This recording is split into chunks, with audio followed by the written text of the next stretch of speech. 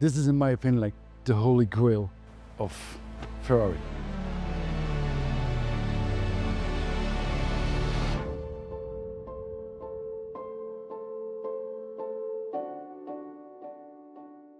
Perfect proportions, nice and agile, compact. It is. Imagine 1960s. They came out with this. They did Le Mans, 24 hours. It's incredible. At the time they made like 1959, 1962. They built like 160, 65 of those, especially for racing. There was a lot of other cars you had. I think also you have like the 250 LM. You have all the other versions, but actually this is one of the most famous ones. It's not a short wheelbase like we always said, but it's a short wheelbase Competizione. So it was really made to race. It's a full alloy body, so this is the Competizione, the difference with the other ones, because those are at the time aluminium bodies. So why? Because it was lighter to the other ones. They have a massive engine, like the Colombo engine, like a 3-liter. It's like a very famous engine of Ferrari. Yeah. You have still like the proportions are like very great, but actually this one was the first one who was on the right side. Right-hand drive. Yes. Yeah. And this is that make the car like so unique. And the cool fact about it is the first one who came out in the factory in this color, and it's also the only one in this color. The car has such a race history. It's huge. They raced the car like everywhere.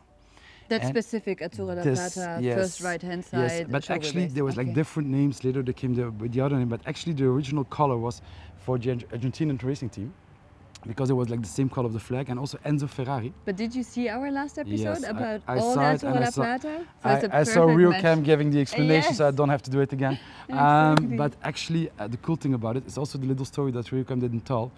Enzo Ferrari was really like in love with this color. Really? And you can find it back in the factory because everyone was wearing the same jackets, everything was on this color. Yeah. So Enzo Ferrari had his red, who was like on the racing tracks, but the factory, actually everyone working there had the same color of this. The cool thing about this one, it's really like a first edition.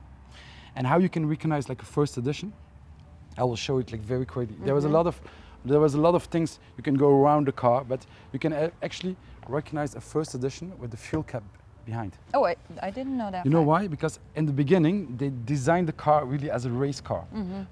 It was designed for doing like Le Mans and other ones. It's a short wheel version. It's like working good in curves, being very it's a beautiful, agile. beautiful car. Like even at this time was not designing was not important. Was winning was important. Absolutely. But if you see it now, it's like really like a masterpiece. Like Yes. in my opinion, it's even more beautiful than a 250 GTO, but this is my opinion. It's a very cool thing about the fuel cap, because when they started racing, they had like the thing about, okay, we have the fuel cap on the back, but they realized if they take some fuel and the exhausts are very big on the end and they are very hot, then they realize that fuel can go down. Oh, yeah, and then they have a little fire. Yeah. So in the models after, they started to be otherwise, 2 reasons. Safety wise, they put like the fuel cap on the side, and then they put like a little covering on the left side of the exhaust to prevent to have a fire in case of there is a little bit of gas going there. Other fact about this one is, it was also, like I told, the first one ever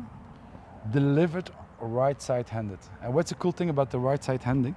It's actually like a good thing in racing, because if you see like a track going like clockwise, It's always clockwise.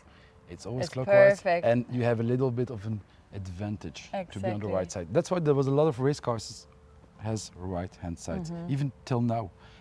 Being on the other side is actually quite having a little bit of advantage of it. It won so many races at the time in his class that people realized like, okay, wow, the short wheelbase is one of a kind. Still classy, a pure racer, but imagine now you see the modern race cars. They're all like full packed inside.